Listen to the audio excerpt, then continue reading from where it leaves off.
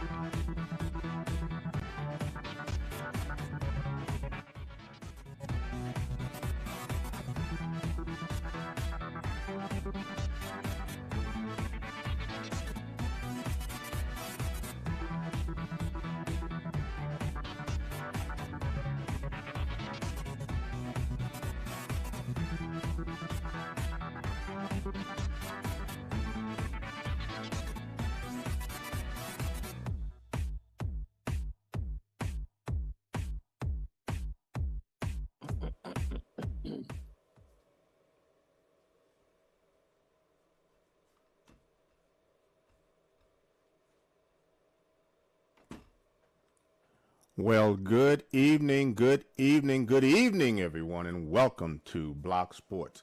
It is great to see you one more again, I should say, and it's just great to be in the land of the living. And what I have to say here is it's just great to be a graduate of an HBCU. And the one thing I have to say, football season is over. Basketball season is now over.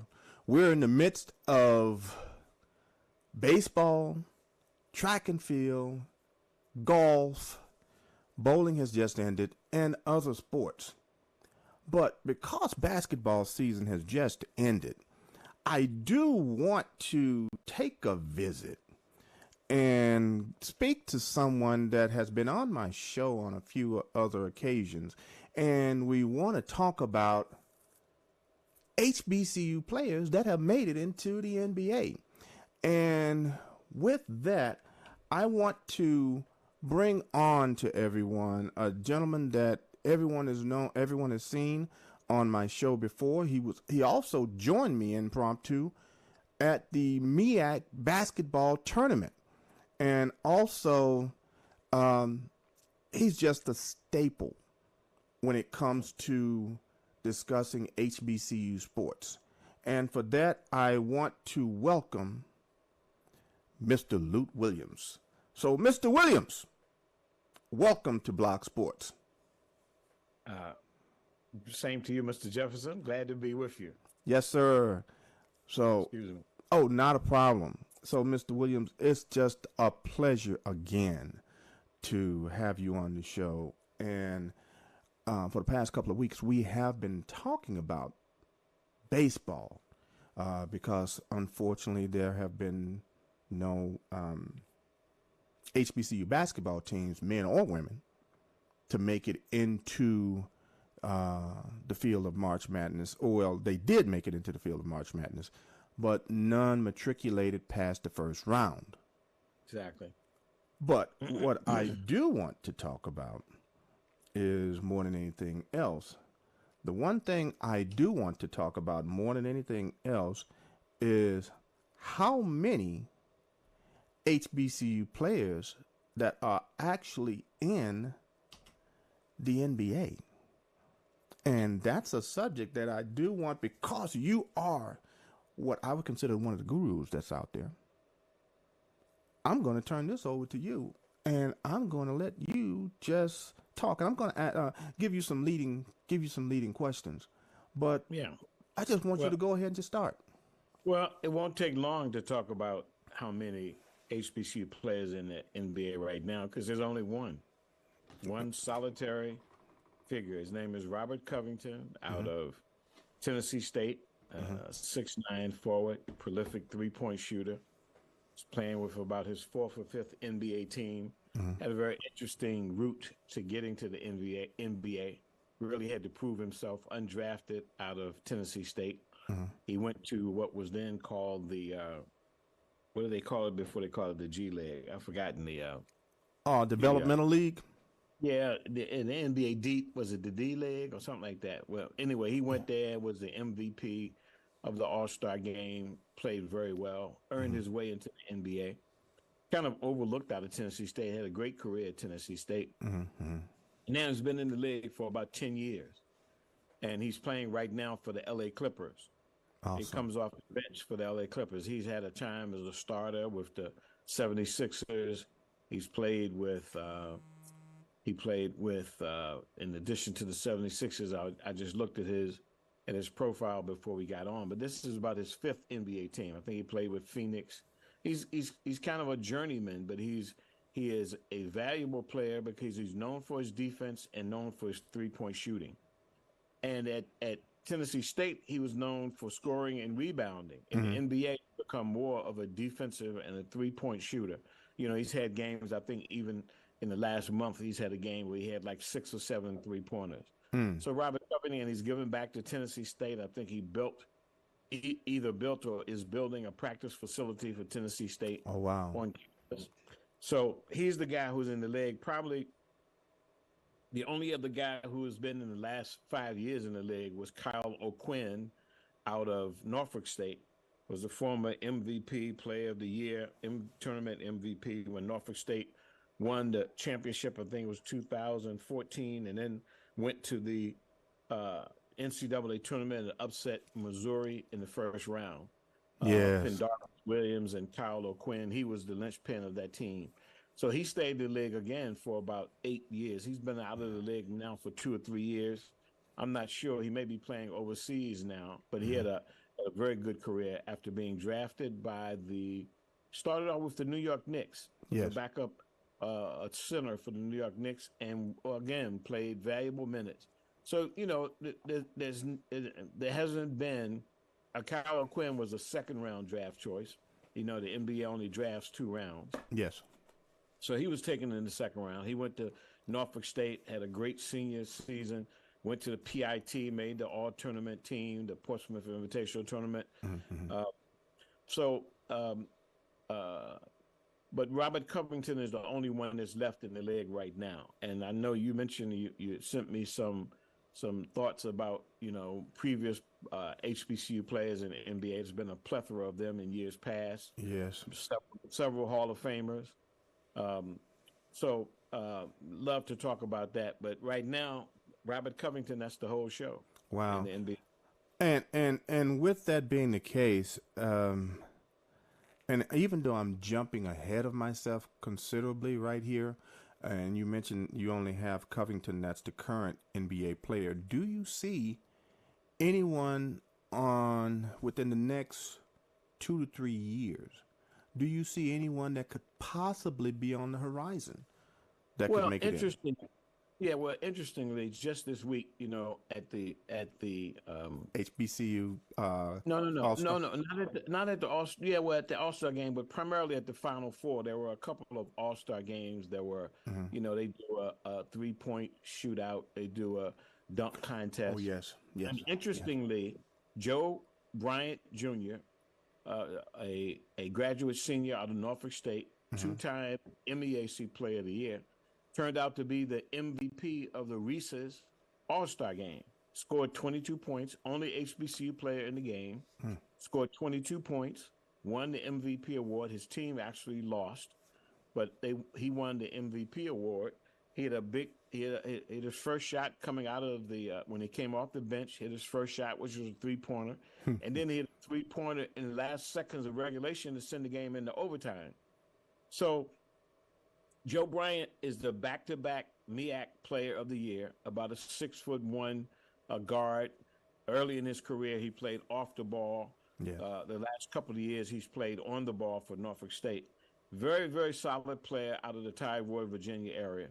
He will look. I would not be surprised. The Portsmouth Invitational Tournament, for those who are not familiar with it, is a college senior all-star game that the 8 teams that played down in Portsmouth, Virginia. It's been going on for almost 50 years. Yes. And it has been the place that HBCU players, whether it be Earl Monroe, whether it be Bobby Dandridge, whether it be a number of HBCU players, have had an opportunity to play against other so-called top-tier talent coming out of college and have been able to show off.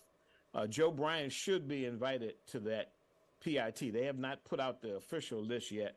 There's going to be 64 players invited. They go into 8 teams of 8 players. Okay. And the scouts from all the NBA teams come, and these are not the elite guys. The elite guys now go to the draft combines, one in Chicago, and I think they do one somewhere out west. I think it's Las Vegas maybe, that they'll do 2 combines for the top players. And Right. even some of the top players don't go. The guys who are almost assured of being picked in the top level. But Joe Bryant has a chance.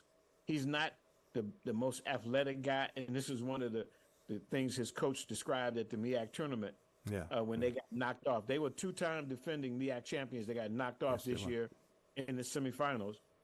And I asked him about Coach Robert Jones from Norfolk State, whether Joe Bryant was his best player. And he said, Joe Bryant is not the most athletic. He's not the best shooter. Yeah. He's not the highest jumper.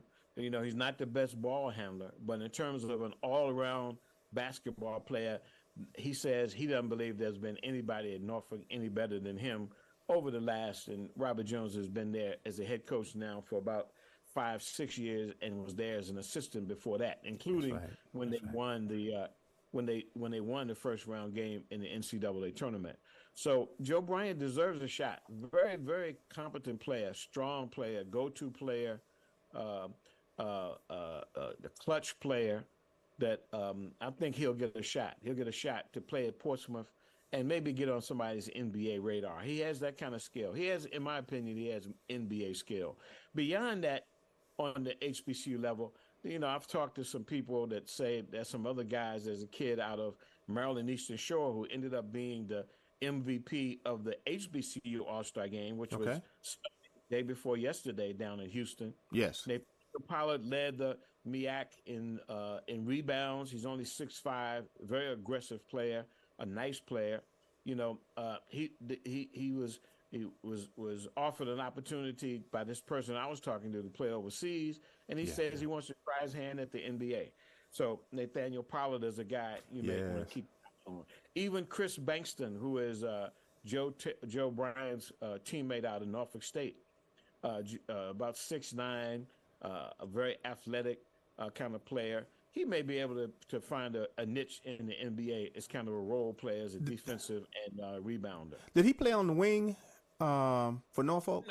No. He played inside. Inside? He's the one that got in real foul trouble in the championship game. They really yes. I remember him. He played like 13 total minutes in the championship, and he missed the final shot that could have won the game at the buzzer. Exactly. You know, but good. He's a good player. But in terms of just around the HBCU world, the other kid that played very well in the All-Star in the HBCU All-Star game is Jordan. I think it's pronounced Jordan, but it's Joirdan. Carl Nicholas from Texas Southern. He had 26 points in the SWAC HBCU All-Star game. Yeah, no, in the HBCU All-Star game on Sunday. Yeah. So, you know, Texas Southern won their third straight championship. And every year they have at least one or two players. Johnny Jones down at Texas Southern has done a great job bringing in grad transfers and whatnot. And many of them have been excellent players. None of them so far have made it into the NBA. Wow. And you mentioned all of these players that have the potential to make it to the next level. And the one conversation that has always been mentioned among sports commentators are the number of NBA players or the NBA type players that are currently playing on the teams that make it to the finals, or the teams that make it to the Sweet 16, or the teams that make it to the Final Four. And and listening to you, and this is why I call you, because I feel that you know. And with that being the case, let me back up. The MEAC has been successful in getting out of the first round. They've had more teams to be more successful in getting out of the first round than the SWAC has. The MEAC has had Norfolk State, and please, because I know I'm going to miss a couple. They've had Norfolk State, they've had Coppin State, and Hampton.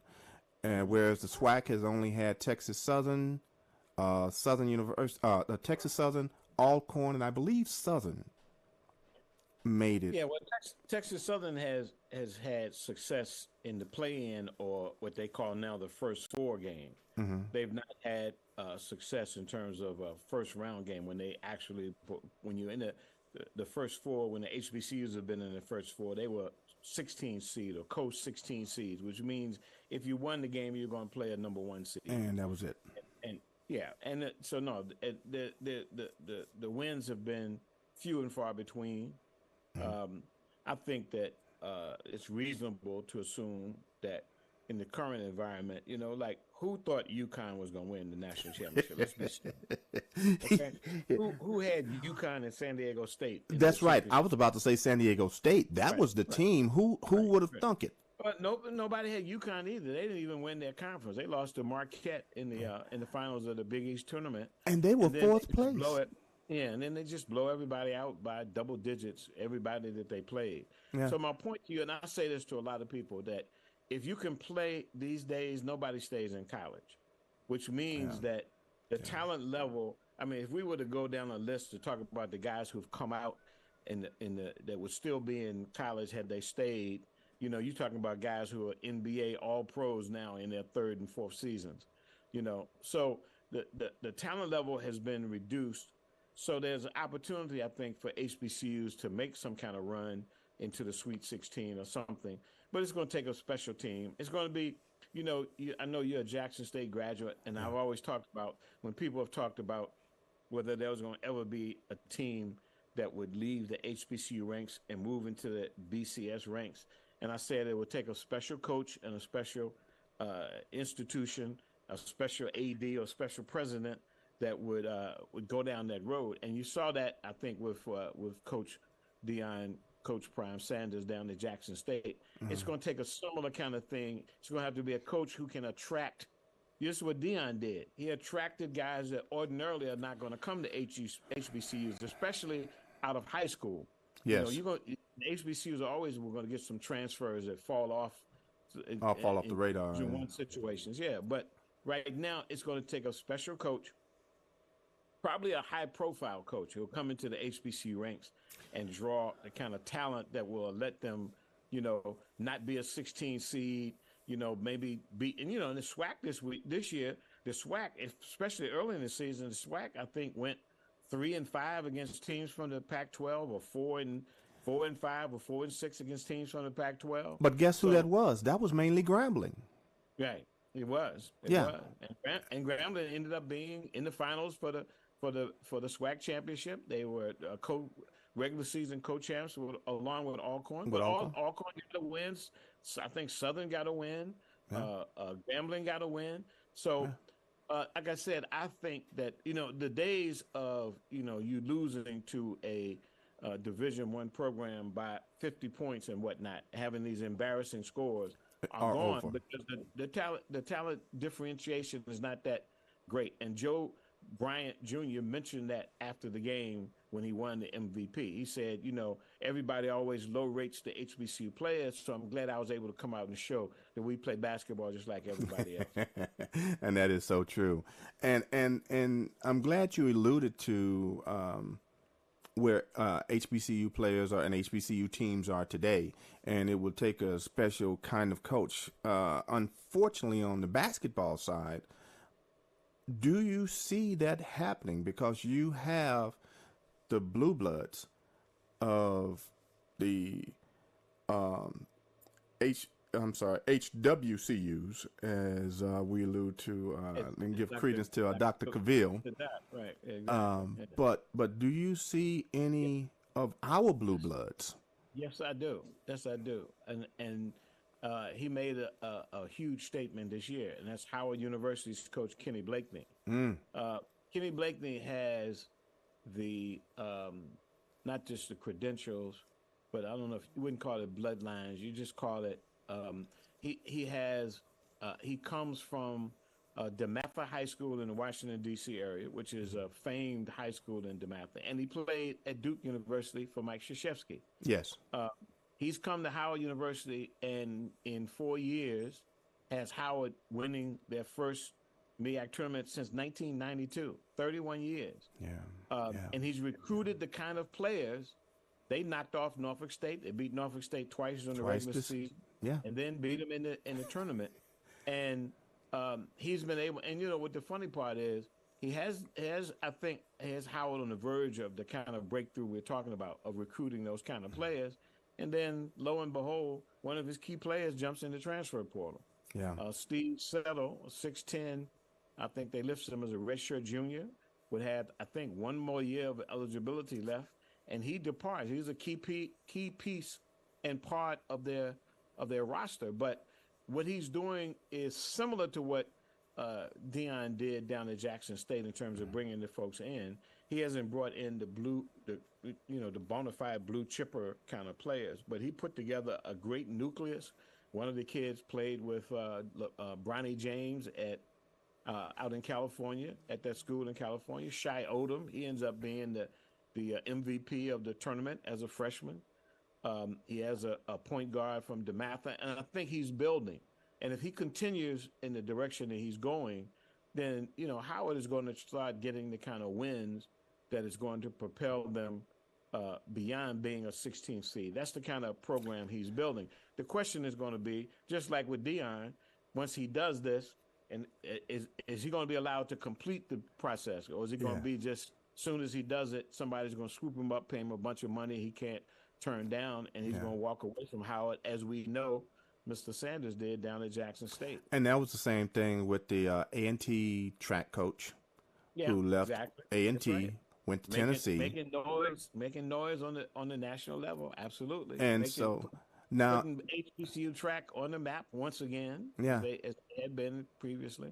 Now, my question to you, though, and kind of slightly changing horses, you did mention Deion Sanders, which is, of course, as we know, he was a coach of Jackson State's football team.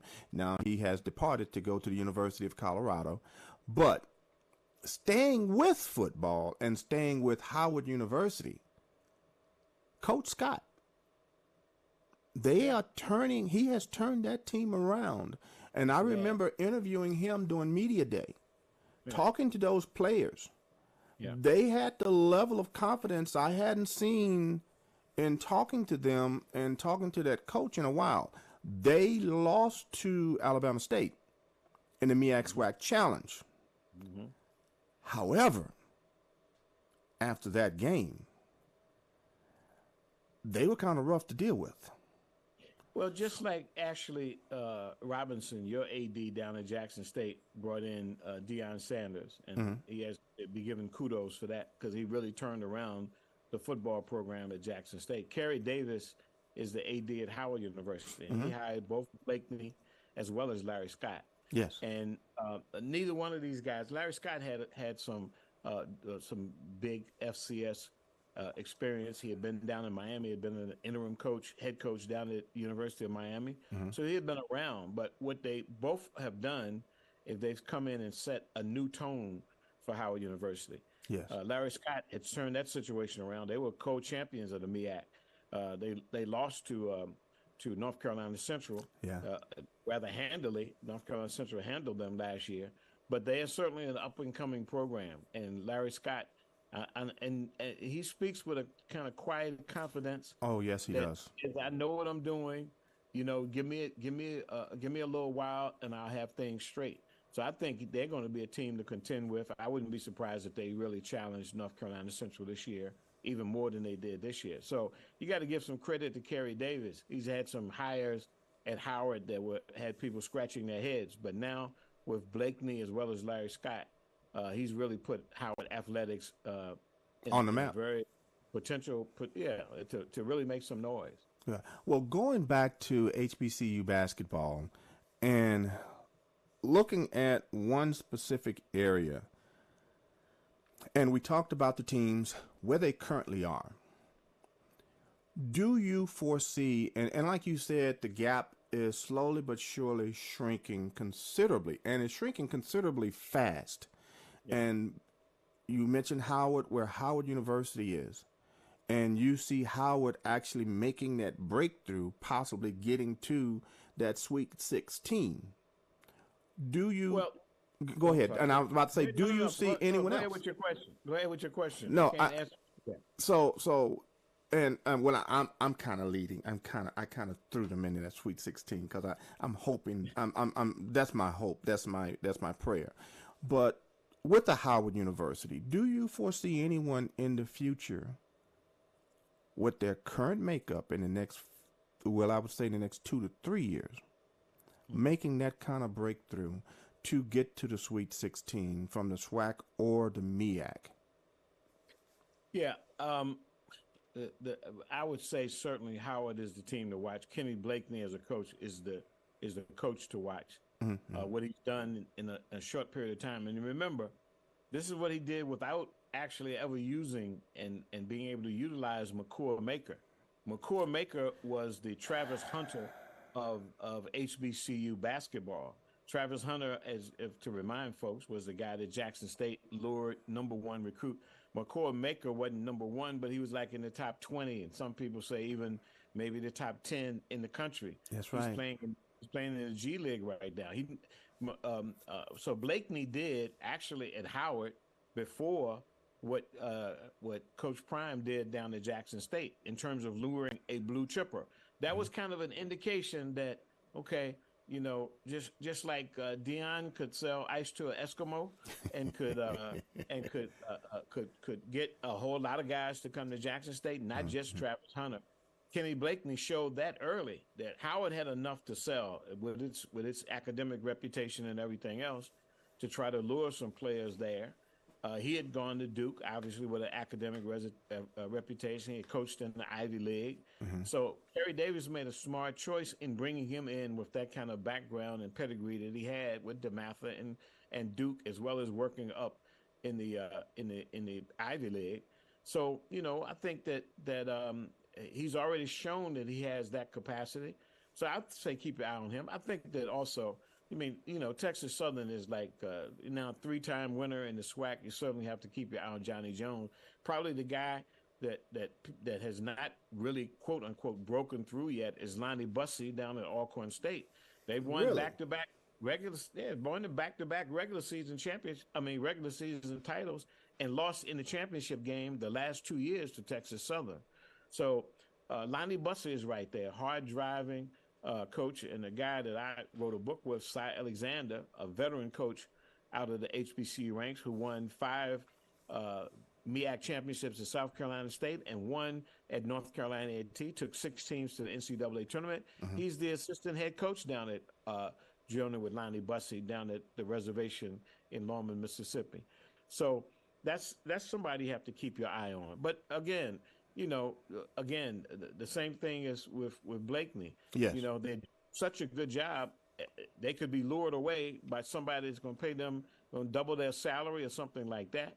But if you give Kenny Blakeney, if I was betting on somebody right now, give Kenny Blakeney, based on what he's done the last 3-4 years, give him another 2 or 3 years, and Howard I think will move up a whole nother notch in terms of their ability to compete with the better teams in the country.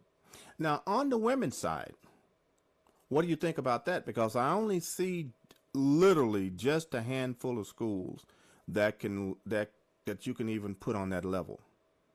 Well, I'm not trying to ring your bell, but the Jackson State ladies have been the kind of class of the HBCU basketball world, not only in terms of winning the SWAC championship. They didn't win it this year. They got upset last second shot in their tournament. Huge.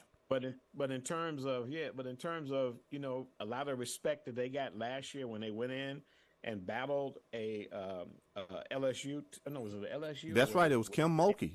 Was it Baylor? No, it was Kim Mulkey.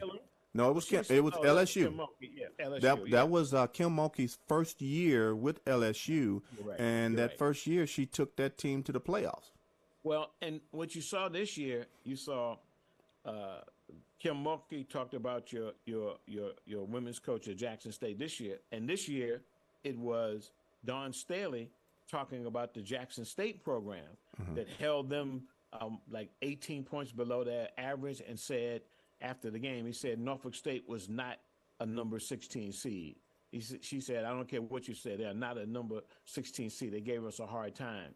Coach Larry Vickers down at Norfolk State won their first championship this year. He's a former player on the men's team at Norfolk State, and I think his 5th year maybe. He finally got a breakthrough win and won the championship. So those are the 2 teams. But there's some other great coaches like Ed Davis up at Morgan State, as always, whether he was in the CIAA or whether he's been in the MEAC, has always had a very competitive program. So no, I don't think that I think that when you hear Kim Mulkey as well as Don Staley talk about some HBCU teams, it says that they could be on the rise also. Yes, because I remember as soon as Jackson State fell in the NIT, they had a big thing about Jackson State. Then Coach Reed, she came out and said, "Okay, we're here. The doors are open. Why don't you come and join us?" And it'll be interesting to see how many on the women's side, because now all of a sudden you're starting to see the ladies wanting to play, and they're playing just as hard, if not harder, because the one thing as a coach, I can see that the fundamentals in the women's play is their fundamentals are right there. As a matter of fact, the fundamentals are even better than the men in some cases.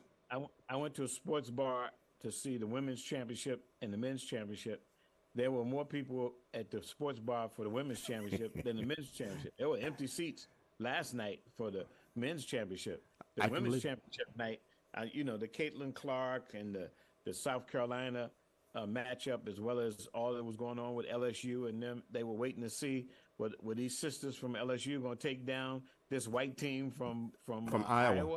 And they did, and the crowds were larger. That's unusual. That's highly unusual, So I think as everybody recognized this year, the women's game is growing. It's growing by leaps and bounds. I had guys telling me I watched the women's final. I didn't watch the men's final. That's quite unusual. And as a matter of fact, I in previous years I've changed the station, gone back and forth, watching the women's championship game, and even watching some of the games. But this year, I paid very close attention to the women's tournament. My wife, who very rarely watches, she watched and she paid close attention. As a matter of fact, she was out of town, and she was highly upset at me. Even though she was dog tired, she was highly upset that I did not wake her up, and so she could watch the women's final. And being African American, we understand exactly what I'm about to say. She almost cussed me out. So, but because she was very interested in watching that game, and you mentioned Caitlin Clark and the young ladies from LSU. What's your take? And you understand what I mean. I'm leaving it real broad. But let me put it like this. First of all, I was on the road all of Sunday, so I didn't see any of the game. So everything I caught I was traveling from Washington D.C. I was on the road till 1:00 in the morning, so I missed the game. Oh, wow. Completely. I intended to try to watch it on my phone. I had somebody else with me. I was driving, but I was writing a story, so I really didn't even get a chance to see it. So I caught it all on Monday when it's all over the news about the, in the face and doing the ring. I was like, I hadn't even seen Caitlin Clark do that. She had done it, I think they said, in the Elite Eight, and then she did it to some degree against South Carolina. Yes. So, yeah. So look, man, this is it's basketball. It's basketball and it's sports, and it's always going to be, if you're a competitive kind of person and somebody is making those kind of gestures, it's like, okay, all right, no problem. But I read a lot of the stuff about people who were complaining about it, but I never really saw anybody saying that she was unsportsmanlike when she did that. But LSU's players made some statements. I think the little guard, Alexis Morris, made some statements. Yes, Morris. Like, yeah. You disrespected South Carolina. I didn't understand the strategy with South Carolina. First of all, letting her have the ball like that so much to score 41 points, or the lower point guard that they had who made shots in the semifinals. She made shots. I don't know why she didn't take some of them in the finals. They kept forcing the ball inside, but yeah. Well, congratulations to Iowa for making it, but I didn't have any problem with what Angel Reese did. Yeah, I didn't have any problem at all. And I agree with that too. But what the media has done, and I also teach a class, and I also spoke about it, media impact. And this is what the media has actually done. It's okay if our other brothers and sisters do it. Yeah, well, you know what I did? I tweeted in the semifinals when Iowa was playing. If you look at my tweets, BCSP editor on Twitter. Okay. I tweeted that the play-by-play guy said, quote, I don't know if you saw, did you catch that? When Caitlin Clark hurt, when Caitlin Clark hurts, we all hurt. I remember that. Did you catch that? Yeah. He said, when Caitlin Clark hurts, we all hurt. And I'm watching the game. I was going like, who? Who is we all? Yeah. We all doesn't include me. Yeah. And something happened that she was, like she was, think somebody hit her shoulder or something. He said, Caitlin Clark is hurt. And when Caitlin Clark hurts, we all hurt. Yeah. Who, what? Yeah. I tweeted it right there. I said, did you see the announcer say that? Yeah. So. Yeah. And and we have to give her kudos. The young lady can play. No doubt. And you have to give her kudos because but she's just another player. And the one problem is because we both are in media, and we have to report both sides of what's going on. Unfortunately, when we have the Larry Birds of the world, that all of a sudden they come up and amongst the trees of the people that look like you and I, then they will be placed on a pedestal. Absolutely. Above everyone else, because all of a sudden, oh my gosh, and people who are out there, please excuse me for saying this, but all of a sudden we have one. Yeah. And it's stated in such a way as if to say, now we are back and we are the best. It should never be like that. He and she they're just players.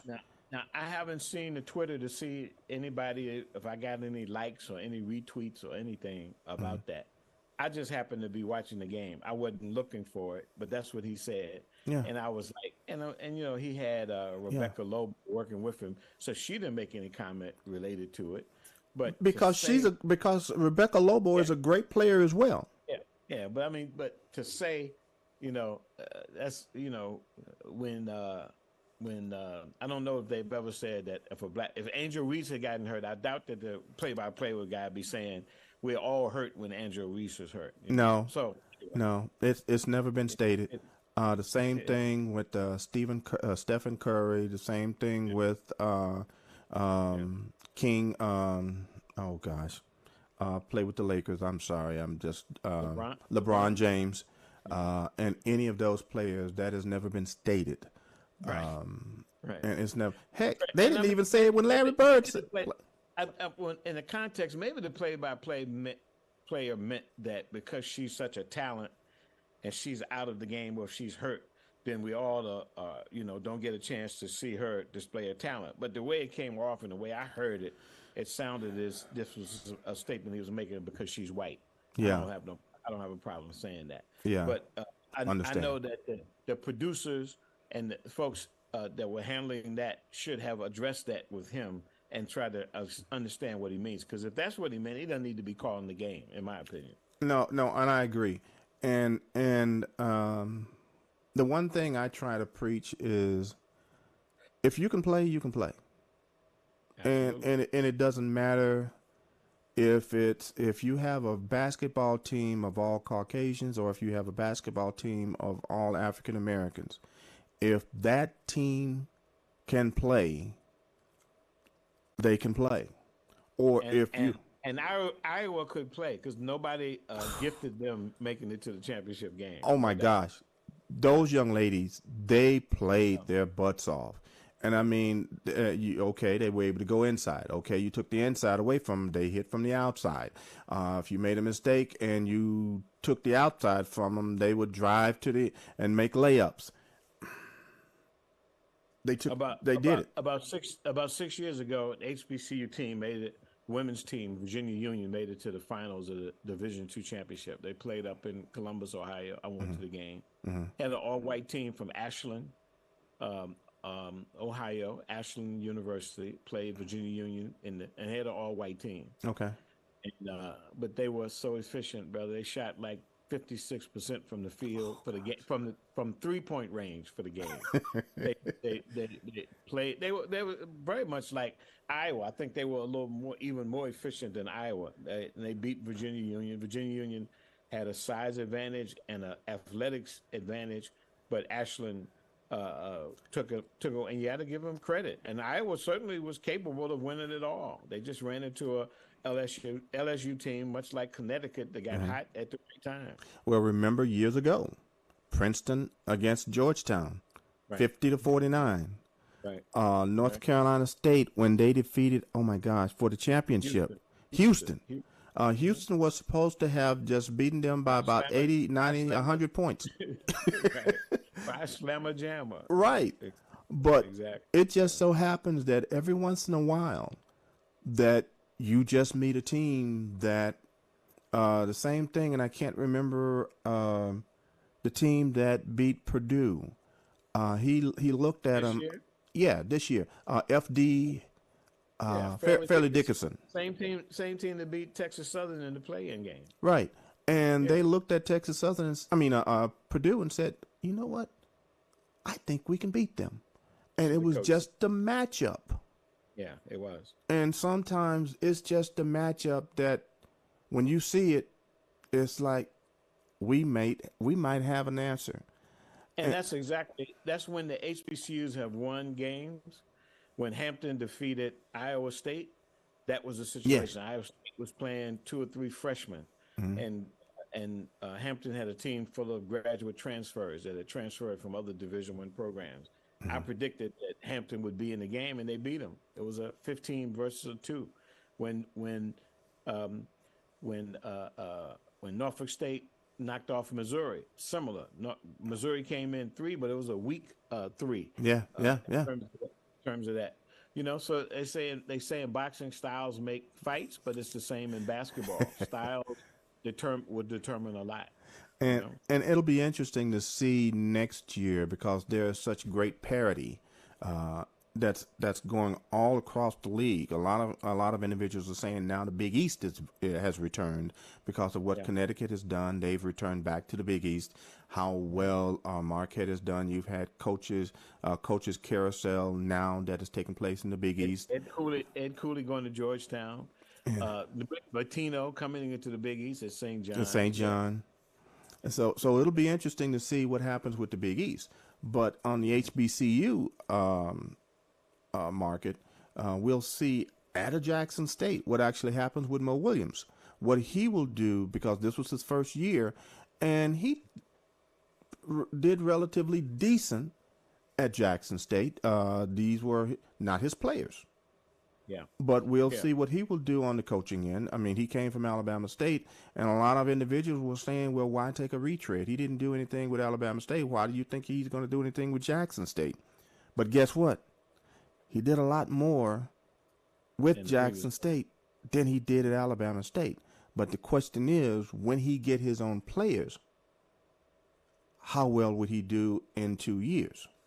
Yeah, well, and we didn't talk about. You're right. I thought Jackson State was improved this year. They were one of the teams, I think, one or 2 teams that beat Alcorn in the regular season. Yes, they did. And the trend now is that everybody wants to hire somebody who played at the highest level. They've taken a cue from Jackson State to say, whether it be in Eddie George for Tennessee State in football, or Moore Williams, like Ashley brought him in at Jackson State. It was interesting at the Celebration Bowl. I asked Deion Sanders. I said, Deion, did you think Jackson was going to bring in another high-profile player, high-profile ex-NFL player like you, rather than T.C. Taylor? He said, well, let's get one thing straight. There's only one Deion Sanders. Yeah. And I said to him, I had the mic, and I said, and you're right, too. There's only one Deion Sanders. Yes. I don't know of anybody, basketball or any other sport that could come. Yeah, but for that matter, any sport that could come in and flip things the way that he did. So I mean, almost 360 return. Jackson State had become. I'm sorry, Mike, but they become an also ran in the. Nobody was talking about Jackson State winning championships. Everybody was trying to figure out when was Jackson State going to wake up, and in no time. And he did. And he told everybody when he got there, "You better get me now." Yeah, I remember that. I was at that game when he said that. And he said, you better get me now because, I'm going to put all of my wiles to work to lure the kind of players here to turn this thing around. And he did it on and off the field, as you well know. So Well, I tell you what. In the next couple of minutes before we close the show, and you mentioned football, and you mentioned some of the things that has transpired on the football side. Eddie George, Tennessee State. And we'll talk about Jackson State and with the OBS with the Orange Blossom Classic. I'm sorry, OBC, and then of course the MEAC Challenge with them coming up. And the OBC, for those of you who do not know, Jackson State is going to be playing Florida A&M. With the MEAC Challenge, Jackson State will be playing South Carolina State. And then in the Southern Heritage Classic, you have Tennessee State will be playing against the University of Arkansas Pine Bluff, and those are games that are coming up at the beginning of the football season. You're looking at the first 3 weeks of football. Great first 3 weeks of football. Well, I'm looking for the new star on the black college football scene to be Eddie George. Really? Yeah. I saw how his team competed against Jackson State last year. Mm-hmm. I thought his team gave Deion a bigger run for his money than anybody else. And that was true. And I think that when you start talking about star power and ability to attract people, I think Eddie George has really taken this on as a challenge to go out and get the kind of players that are going to, he lured a kid from another OVC school to his school, the quarterback. Mm-hmm. That's the kind of stuff that Deion is doing. I would not be surprised. And the difference is, he's not Deion. He's going to do it quietly. Yes. He's going to do it quietly. So I would keep your eye on Tennessee State. I wouldn't be surprised if they make a little noise in the OVC and maybe make a little noise in terms of outside the OVC if they can get through the OVC. But they haven't had too much success. After Jackson State, they lost to Jackson State by a score of 16-3. And that game, Tennessee State, that defense of theirs, they were laying just the lumber on their players. I mean, some of the hits, I was in the press box, and you could almost feel some of the hits that they were laying on the guys from Jackson State. But after that game, unfortunately, they didn't have the kind of success that I saw them play against the Jackson State. But from what you're saying and from what you see, you think Tennessee State is going to be the next team on the rise. Okay. Well, I thought that game was an indication from the standpoint that they stayed with Jackson State and held them to 16 points. That's saying quite a bit. That's a very prolific offense that Deion had at Jackson State. So I'm thinking, it's going to probably take Eddie George a little while longer. He doesn't have the pizzazz to grab the players right away. But I think in terms of substance, I think that he has what it takes to really turn that program around. That's going to be a team that I'm going to watch very closely this year. And I understand exactly what you're saying, because some teams and some coaches are not able to. They don't have that personality to just grab players like a Deion, because Deion had that charisma that allowed players to just say, I need to go there. I need to be with him. And he had it in spades, no question. And that is true. But it's since basketball season is over, we're looking at baseball, and with the last couple of minutes, and I didn't think I would have you on the show for this long, but I tell you what, because I've been talking about baseball. Who do you see? And I have to say this: Jackson State had a great non-conference record, and then they got into the conference. And I'm not trying to make this out about Jackson State. I really I'm not. But in terms of SWAC play, the SWAC teams, when they played against them in non-conference, it seemed like they were kind of filling them out. Now, since they've gotten into conference play, they're beating them up. And Well, the reality is, I live in North Carolina. CIAA, no baseball. yes, MEAC, no baseball. yeah, No. So I have to reach to the SIAC and the SWAC to really keep up with some baseball. And the best baseball team that had been in the MEAC was Bethune-Cookman. They're now in the SWAC. they're in the SWAC. And they're are going to continually be competitive.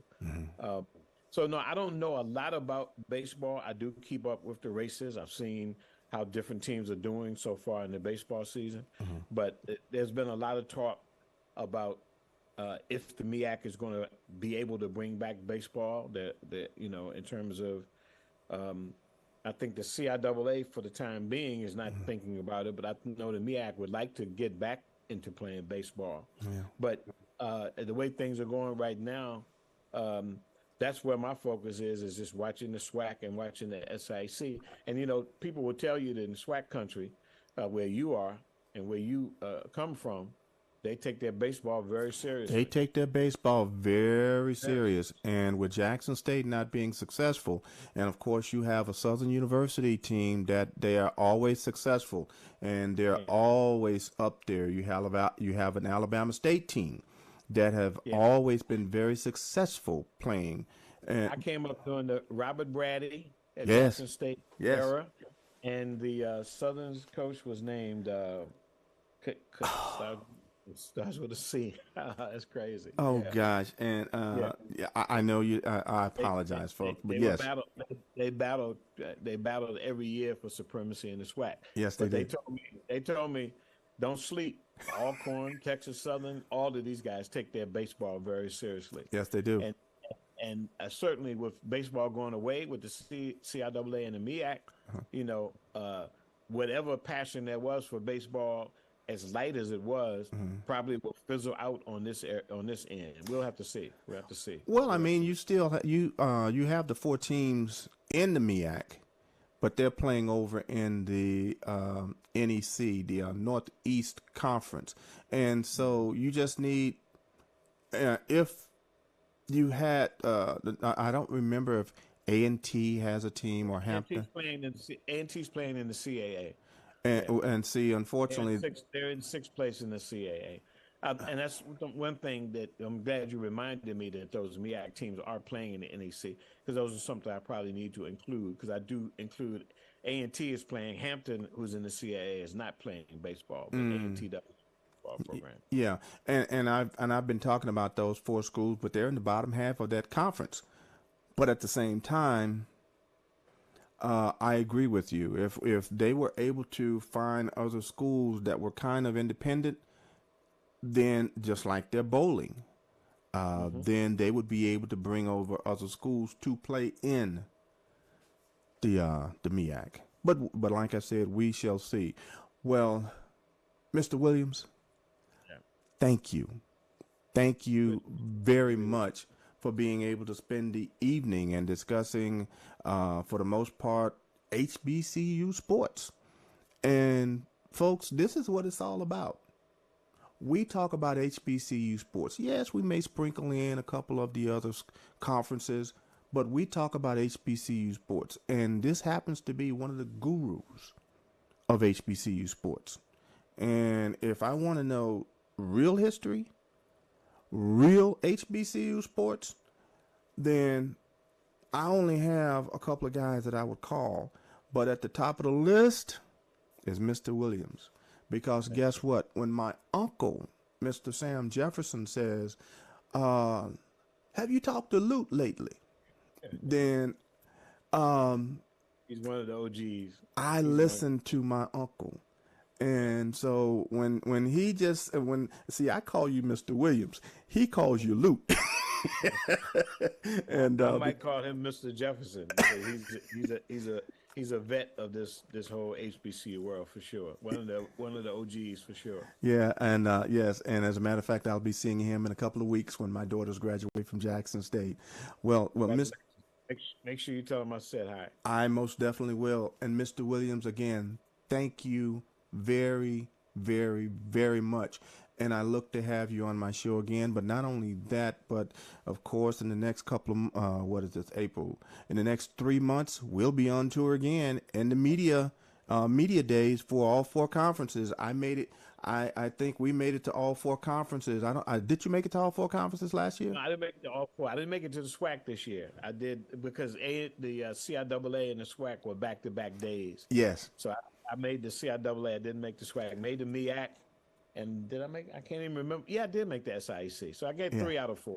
Yeah. I drove from the CIAA straight over to the SWAC the next day, and so yes, I made all 4. You're a little younger than I am. Well, thanks for having me, man. Anytime. I enjoy being with you. And I tell you what, with that being the case, guys, this is what it's all about. It's all about making sure you have individuals like this on the show because they know sports.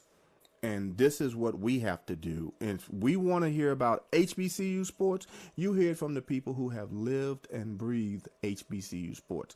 That's why I call people like a Lute Williams. That's why I call people like a Dr. Cavill. That's why I have to make sure I'm read up. And even I get embarrassed because I can't even tie these guys' shoes. I can't. I'm just being honest. And so that's why I have to read as much as I possibly can. And that's why I have to glean as much information from them as I possibly can now. Because if I don't. Let's do it again soon, man. Yes, sir. We will. And with that being the case, guys, thank you very much. And until next week, next Tuesday, 8 p.m. Eastern Standard Time, 7 p.m. Central Standard Time, join me right here at the same time, same place, yourstreet.tv, and also join me at 8 p.m. Eastern Standard Time, 7 p.m. Central Standard Time for Affairs of State as we talk about issues that affect the African American community. And we are still talking about finances and how we should get out of debt. So may God bless you. May God keep you. And we look forward to seeing you then. God bless. Peace. And thank you very much.